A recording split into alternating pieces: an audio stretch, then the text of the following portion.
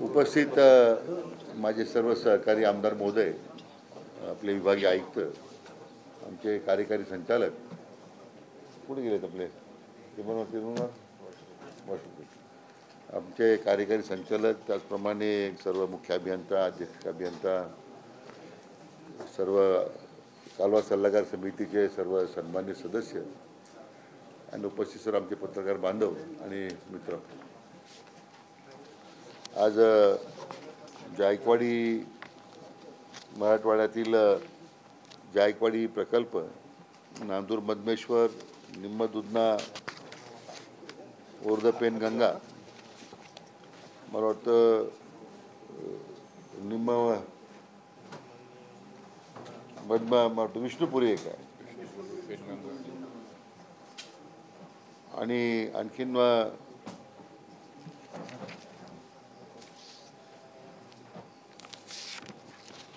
कागद पडतो. आज एकूण 7 प्रकल्पांची चर्चा होते. आज पूर्णा, निम्न मनार आणि विष्णुपुरी या सर्व प्रकल्पांच्या कालवा समित्यांची बैठक आज पूर्ण झाली आणि प्रत्येक प्रकल्पाच्या संदर्भामध्ये किती आपण आवर्तन देऊ शकतो याची साधारण चर्चा होऊन त्या बाबतीत त्यात एकमताने सर्व निर्णय झालेले आहेत. हे संपूर्ण करताना सर्व आमदार महोदयांचा, मंत्री महोदयांचा आग्रह होता की हे आवर्तन होत असताना आपल्याला बऱ्याच ठिकाणची आता दुरुस्त्या आपल्या करावं लागतील. कालव्यांच्या दुरुस्ती आहेत, विथेरेकांच्या दुरुस्ती आहेत, बऱ्याच जुने संपूर्ण स्ट्रक्चर झालेले आहेत, त्यासाठी विशेष दुरुस्तीचा कार्यक्रम हाती घ्यावा लागणार आहे, अशी चांगल्या सूचना त्यांनी केल्या. त्या बाबतीमध्ये विभागाला मी तशा प्रकारची त्या सर्वेक्षण करून प्रस्ताव करण्याच्या सूचना दिलेल्या आहेत. यामध्ये सर्व उन्हाळी हंगामातील आवर्तन व्यवस्थित होतील आणि आमच्या शेतकरी बांधवांना त्यांच्या मागणीप्रमाणे पाणी मिळेल याची दक्षता घेण्याच्या सूचना दिलेल्या आहेत. खरं म्हणजे पाणीपट्टी वसुली हा एक फार मोठा कळीचा मुद्दा आहे की ज्यामध्ये ज्या प्रमाणात पाणी वापर होतो त्या प्रमाणात पाणीपट्टी वसूल होत नाही. तर ते पाणीपट्टी वसुलीच्या मात्र सूचना दिलेल्या आहेत, ज्यामुळे शेवटी त्या पाणीपट्टीच्या उत्पन्नातला जो भाग आहे तो त्याच कालवांवर, त्याच वितरिकांच्या दुरुस्तीवर खर्च करण्यासंदर्भात आपल्याला मग त्याची मदत होईल. याकरता कारवाई व्हावी अशी अपेक्षा आहे, अशा सूचना दिलेल्या आहेत. खरं म्हणजे आपल्या एकूणच प्रकल्पामध्ये, 4-5 प्रकल्पामध्ये एक विष्णुपुरीची मागणी आहे, गाळ बऱ्याच प्रमाणात साठलेला आहे, त्याची गेटची दुरुस्ती व्हावी. या निमित्तानं आमचे आमदार हेमंत पाटील साहेबांनी त्यासाठी विशेष आग्रही होते. माजी मुख्यमंत्री माननीय अशोकराव चव्हाण साहेब VC द्वारे त्यांनी याच्या संदर्भात मागणी केली, तर त्या दुरुस्तीच्याही तात्काळ त्याला मंजुरी देऊन त्याची कार्यवाही करण्याच्या सूचना दिलेल्या आहेत. पण मला या गोष्टीचं विशेष समाधान आहे की आपल्या मंत्री मान्य अतुल सावे साहेब किंवा जे आमदार महोदय याच्या बैठकीला उपस्थित होते, त्यांनी या संपूर्ण पाणी वाटप कालवा सल्लागार समितीच्या निमित्तानं आपापल्या मतदारसंघामध्ये प्रभावीपणे कसं आपल्याला सिंचन करता येईल या बाबतीमध्ये चांगल्या सूचना केल्यात. आणि आमच्या या सगळ्या प्रस्तावाला मान्यता देत असताना मी म्हटल्याप्रमाणे काही सूचना केल्यात, तर सूचना आम्ही निश्चितपणे त्याचा विचार करतोय.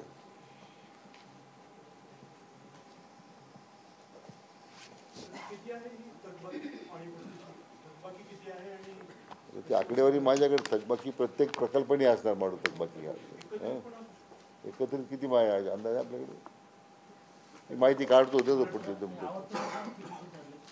ते प्रत्येक प्रकल्पाचे आवर्तन वेगळे. जायकवाडी 4 आवर्तन आहेत. आणखीन मला वाटतं मी तुम्हाला प्रेस नोट पाठवतो. मी तुम्हाला उन्हाळ्या हंगामातले 3 आवर्तन आणि आवश्यकतेप्रमाणे 4 आवर्तन जायकवाडीवर करायचं आपण ठरवलंय. नांदूर मधमेश्वर आपण 2 आवर्तनं करतोय. निम्म दुधनामध्ये 3 आवर्तनं झालेली आहेत आणि उन्हाळ्या हंगामासाठी 3 आवर्तन करण्याचं आपण ठरवलंय. उर्द पेनगंगामध्ये सुद्धा आपण रब्बी हंगामात 3 आवर्तनं केली होती. आता उन्हाळी हंगामासाठी 4 आवर्तनं प्रस्तावित केलेली आहेत. त्याचबरोबर पूर्णा प्रकल्पामध्ये सुद्धा उन्हाळी हंगामासाठी 5 आवर्तनं आपण त्याच्यामध्ये निश्चित केलेली आहेत. आणि निम्म मनारमध्ये 1 मार्चपासून पुढे 4 रोटेशन त्या आवर्तन आपण त्यासुद्धा त्याचं नियोजन केलेलं आहे. म्हणून म्हटलं की पाणी उपलब्ध असताना त्याचा ते देण्याबद्दल काटकसरीचं नियोजन करून आणि पाण्याचा अपव्यय होणार नाही, त्यामुळं प्रत्येक अधिकाऱ्यांना आता जबाबदारी निश्चित करण्यात आलेल्या आहेत.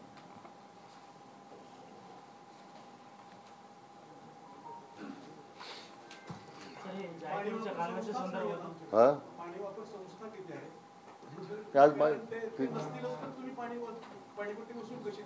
नाही, असे पाणी वापर संस्थेच्या संदर्भात बऱ्याच ठिकाणी आक्षेप आहेत लोकांचे. काही ठिकाणी पाणी वापर संस्था असावी म्हणून मागणी, काही ठिकाणी पाणी वापर संस्था ज्या त्या तात्काळ रद्द कराव्यात काय अशा मागण्या आहेत. परंतु शेवटी जिथे सिंचनाचं काम विभागालाच करायचं आहे ते पाणीपट्टी वसुलीचं काम आमच्या त्या क्षेत्रीय अधिकाऱ्यांच्या स्तरावर ती जबाबदारी आता देण्यात आलेली आहे. त्यांनी ते काम केलं पाहिजे. आणि जिथं मनुष्यबळाचा तुटवडा आहे काही ठिकाणी, ज्या ठिकाणी मॅनेजमेंटच्या बाहेर लोक आमच्या आहेत, कार्यालयामध्ये उपलब्ध आहेत, त्यांच्या आज इमिजिएटली काही काम नाही आहे, तर सिंचन चालू असेपर्यंत त्या सगळ्या कार्यालयातल्या अधिकाऱ्यांनासुद्धा सिंचनाच्या कामामध्ये आता पाठवायला सांगितलेलं आहे. म्हणजे मनुष्यबळ आपल्याला पूर्णतः उपलब्ध होईल. किंवा मनुष्यबळ अपुरे म्हणून आम्हाला करता येईल त्याच्या अडचणी येतात, ही कारणं आता नको आहे, अशा सूचना दिलेल्या आहेत. जायकवाडीच्या कालव्यासंदर्भात 750 कोटी रुपयाचा प्रस्ताव आपल्याकडे पाठवलेला आहे. समितीनं जो तुम्ही डीपीआर तयार केलेला आहे त्याच्यात 100% कालवे नादुरुस्त झाल्याचा अहवाल आलेला आहे. साधारण केव्हापर्यंत हे कालव्याचा निधी उपलब्ध होईल? नाही, आता कालव्यांचं आता बहुतेक उजव्या कालव्याचं काम बऱ्यापैकी पुढे गेलेलं आहे. त्यामुळे तिथे जो पूर्वी 25-30 दिवस कालावधी लागायचा रोटेशनला, तो आता 15 दिवसात खाली आलेला आहे. डावा कालवा जास्त जीर्ण झालेला आहे. त्याच्या संदर्भात आम्ही यावर्षी त्याला अधिक निधी उपलब्ध करून देण्यासंदर्भात उपाययोजना करतोय, कारण त्याला अधिक प्राधान्य द्यावं लागेल ही आमची भूमिका आहे.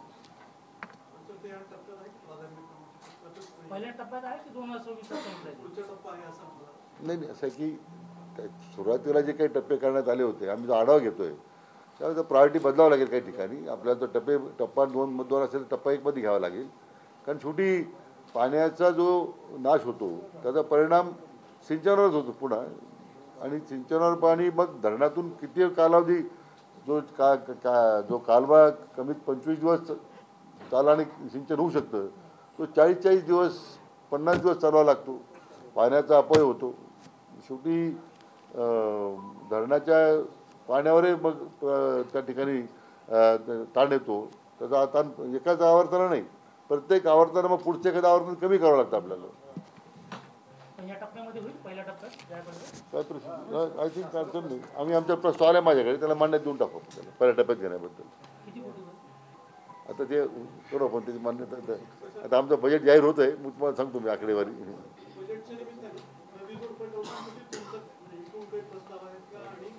नाही, दॅट इज रोड प्रकल्पामध्ये आपल्या जे गोदावरी खोऱ्यामध्ये साधारण 7 TMC पाणी आणायचं आहे जायकवाडीमध्ये, विशेष खोऱ्यामध्ये. तर त्यासाठी सर्वेक्षणाकरता 64 कोटी रुपये आपण मंजूर केलेले आहेत. त्यासाठी एक यंत्रणा वेगळी दिलेली आहे. तर तो आल्यानंतर मला तो प्रकल्प अहवाल तात्काळ द्यावा असा आमचा आग्रह सातत्यानं आहे. माननीय मुख्यमंत्री देवेंद्रजी फडणवीस साहेबांच्या दृष्टीने या सगळ्या नदीजोड प्रकल्पाकरता त्यांनी त्याला विशेष प्राधान्य दिलेलं आहे.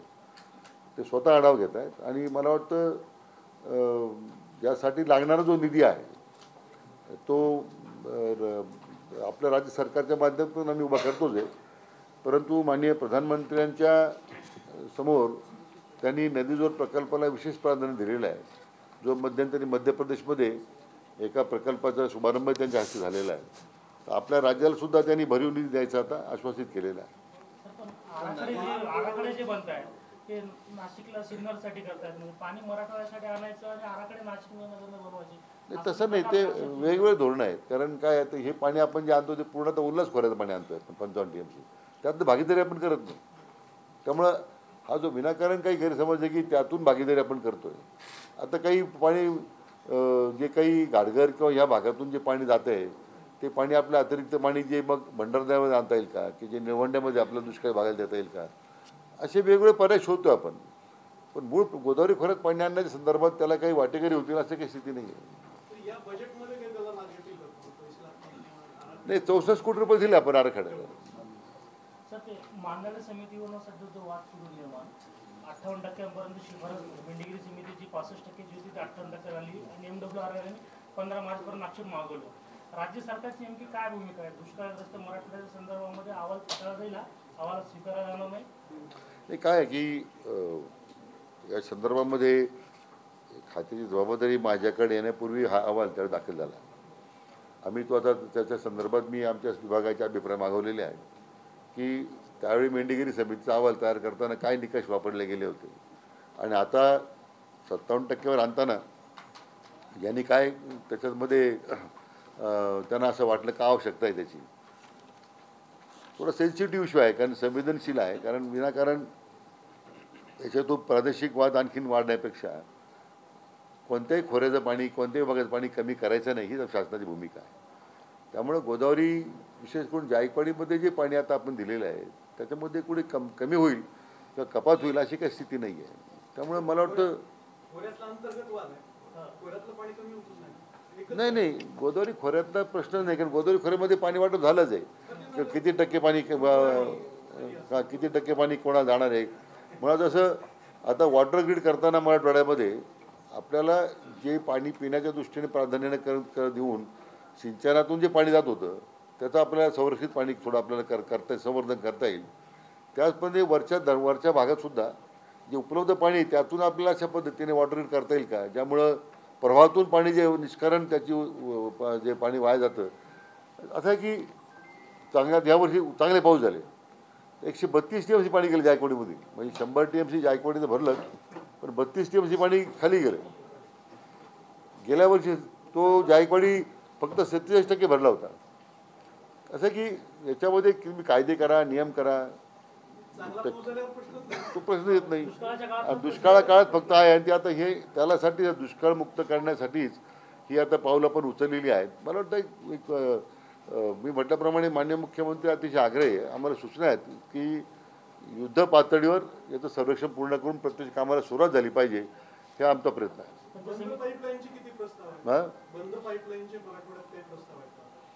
नाही, मुळात नाही, PDNचे जे प्रकल्प आहेत ना ते प्रस्ताव मूळ असा होता की नवीन प्रकल्पासाठी घ्यावेत.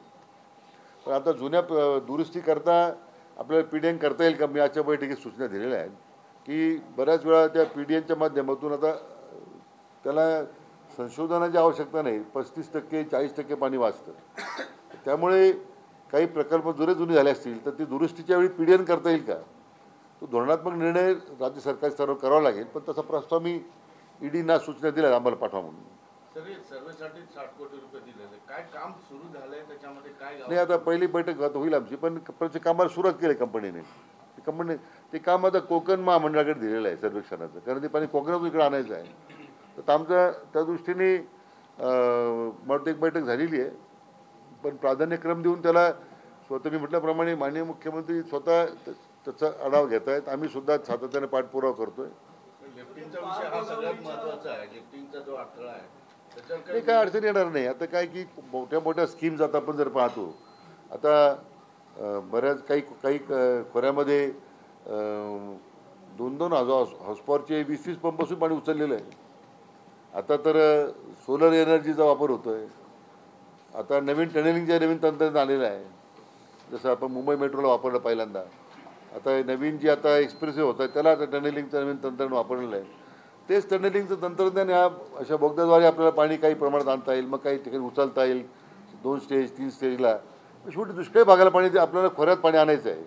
तर शासनानं या संदर्भात पुढे निधीची कमतरता असं अजिबात नाही. महाराष्ट्र दुष्काळमुक्त झाला पाहिजे ही जी भूमिका राज्य सरकारची आहे, त्यासाठी आम्ही आग्रही आहोत आणि त्यासाठी कुठे निधी कमी पडणार नाही. तो जो इश्यू आहे की इथून पाणी मराठवाड्याचं पाणी जे भरणं बांधली ते ठाण्याला नेलं जातं, शहापूरला नेलं जातं, 97 गावासाठी पाणी वळलं जातं. 280 कोटीची स्कीम पूर्ण झालेली आहे. म्हणजे मला तेच मी आता तो आढावा घेतोय सगळ्या धरणांचा. पण काही ठिकाणी पाणी का वळवण्यात आलं आहे, काय बदल त्या धोरणात बदल करण्यात आला आहे. आपण जे म्हणता ती वस्तुस्थिती तशी असेल तर ते मग अन्यायकारक असेल, अन्यायकारक होईल. कारण धरणं ज्या कामासाठी बांधलेली आहेत, मधमेश्वरकरता बांधलेली आहेत, त्या धरणात पाणी त्यालाच जायला पाहिजे. सर, आपण दुसऱ्या खोऱ्यातलं पाणी आपल्या इकडे आणतोय, परंतु आपल्या जायकवाडीच्या गोदावरी खोऱ्यातलं पाणी 145 TMC पाणी वाया जातं. ते पाणी थांबवण्यासाठी काही आहे का? नाही, म्हणून तो आता सर्वेक्षण करायला सांगितलंय की जे पाणी आपण चाडू शकत नाही म्हणून आंध्र निघून जातं ते. हो ना, तर त्या ठिकाणी जास्त खर्च करण्यापेक्षा जे आहे त्याला थांबवण्यासाठीचा काही पर्याय नाही. त्याला बॅरेजेस बांधणं, मोठ्या प्रमाणात बॅरेजेसची शृंखला निर्माण करणं हाच त्याला पर्याय आहे. आणि त्या दृष्टीने आम्ही आता सर्वे सुरू केलेला आहे. तशाही काही ठिकाणी कामं सुरू आहेत. पण आवश्यक त्या ठिकाणी जिथं गरज आहे आणखीन बॅरेज उभे करू नये. आपलं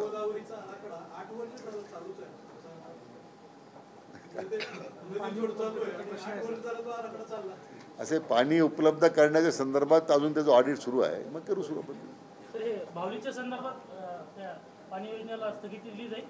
नाही, मला सांगता नाही ताबडतोबीनं. पण आपण म्हणतात त्याप्रमाणे जर तसं काय असेल वस्तुस्थिती तर जरूर विचार करता येईल आपल्याला. 80% काम पूर्ण झालेलं नाही, पण डायव्हर्शन ऑफ स्कीम करता येणार नाही ना. शेवटी जर मधमेश्वरचं कम्प्लीट वॉटर असेल त्या धरणामध्ये तर ते मधमेश्वरच आलं पाहिजे. पूर्ण महाराष्ट्राच्या धोरणाच्या विरोधात ते करण्यात आलेलं काम झालं. पश्चिमेकडून पूर्वी न्यायच्या ऐवजी पूर्वेकडून पश्चिमेकडे पाणी झाले. गेल्या वर्षीचं चित्र आहे सर. म्हणून आम्ही आता जे करतच कार्यवाही म्हणजे तुम्ही असं आहे की आमच्या विभागाचे अनेक इश्यू आहेत. तर प्रत्येक विभागाचा आम्ही आढावा मी आता घेतोय, प्रेझेंटेशन घेतोय. काय मूळ प्रकल्प अहवाल काय होता, त्यातून काय डायव्हर्शन झालं का, आणखीन कमिटेड वॉटरमध्ये काही आणखीन आपण कमिटमेंट असताना काही जादा कमिटमेंट घेतल्यात का, याचा सगळा आढावा सर्वांकश आम्ही घेतोच आहे. कारण शेवटी महामंडळाचं जे दायित्व आहे ते आपल्याला ते अधिक सिंचनाखाली क्षेत्र आलं पाहिजे, हे बरोबर आहे. पण त्याच्यामध्ये ज्या कमिटेड आहे कमिटमेंट आहे त्या डावलून आम्ही जर दुसऱ्या नवीन कमिटमेंट घेत असेल तर बरोबर नाही ते. सर, अलमट्टी धरणाचा विषय हा नॅशनल पार्टी झालेला आहे की त्या धरणाची उंची वाढवली जाणार आहे, त्यांनी जाहीर केलेलं आहे. राज्य सरकारने कुठला आक्षेप अजून नोंदवला नाही. नवादाकडे आहे. असं आहे, जर उंची वाढवली तर आपल्याला काय नुकसान नाही. त्याच्यामध्ये ते आपण मला वाटतं माझं ते पत्रकार परिषद पाहिली नाही. त्याच्यामध्ये अलमट्टी संदर्भात 2010 साली जो निर्णय झाला लवादाचा, आपल्या राज्य सरकारचा आक्षेप त्याच्यामध्ये आपण नोंदवलेला आहे. परंतु लवादानी त्याच्याकरता आपला आक्षेप डावलून तो निर्णय केला होता. आता मान्य सर्वोच्च न्यायालयात आपण गेलेलो आहोत. परंतु मध्यंतरी तेलंगणा आणि आंध्र हे दोन राज्य वेगळी झाल्यामुळे त्यांनी आता लवादापुढे मांडलेला प्रश्न आहे की आमच्यावर अन्याय होतोय, म्हणून त्यांची भूमिका ऐकून घेण्यासाठी मान्य सर्वोच्च न्यायालयाने त्याला स्थगिती दिलेली आहे. आता त्या स्थगितीचा उपयोग आपल्या राज्याने त्यामध्ये विशेष आता आणखीन प्रयत्न करून आपल्याला ह्या आलमट्टीमुळे जो पाण्याचा फुगाटा होऊन मागे सांगली कोल्हापूर जिल्ह्याला त्रास होतो किंवा त्या दोन प्रामुख्याने शहर आहेत सांगली सातारा आणि त्या टप्प्यातली जी गावं आहेत, तर त्याचा विचार करता राज्य सरकार आग्रही आहे कुठल्या परिस्थितीमध्ये आपल्या भागावर अन्याय होणार नाही या दृष्टीने आम्ही या आलमट्टी धरणाची जी उंची वाढवण्याचा प्रस्ताव जो दिलेला आहे त्याला आमचा सरकारची स्पष्ट विरोध आहे. आणि तो आपण ज्या ज्या पातळीवर होतो त्यासाठी आवश्यक जी कार्यवाही करायची आपण ते करणार आहोत. मुख्य अभियंत्याचं कार्यालय नदी जोडचं औरंगाबाद मुख्य अभियंत्याचं कार्यालय औरंगाबादला नदी जोडचं व्हावं अजून काही पुढे काही झालेलं नाही. अजून मला वाटतं त्या संदर्भात पुढे काही प्रस्ताव गेलेला नाही अजून. तसं तो विचार देईन फक्त, म्हणजे माझ्यापर्यंत काय आलेलं नाही आहे. तर मी म्हटल्याप्रमाणे अशी कल्पना होती की ते गोदावरी खोऱ्याने सर्वेक्षण गोदावरी खोऱ्याकडे करावं, पण ते उल्हास खोरे कोकणामध्ये असल्यामुळे त्यांना ती जबाबदारी दिली आहे. त्यामुळे ते मुख्य अभियंता त्यांच्याकडे आहे तिथे. मे बी गोदावरी खोऱ्यात पाणी आणण्याच्या दृष्टीने आपला मुद्दा जो आहे तो प्रस्ताव शासनाकडे आहे. त्याचा अंतिम आता आणि मी तशी विनंती मुख्यमंत्र्यांनी केलेली आहे की जर गोदावरी खोऱ्यात पाणीच असेल तर त्या सर्वेक्षणाची जबाबदारीसुद्धा गोदावरी खोऱ्यावरच द्यावी असं आपण आग्रही आहोत. थँक्यू. आभारी आहोत. कृष्णा काही बोलला नाही काय? बरं, आभारी आहोत. सगळ्यांचे सहकार्य होऊ द्या अशी विनंती.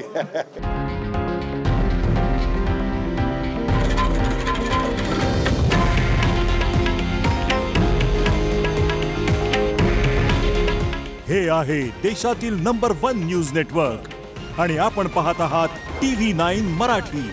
काळजी तुमची, हित महाराष्ट्राचं.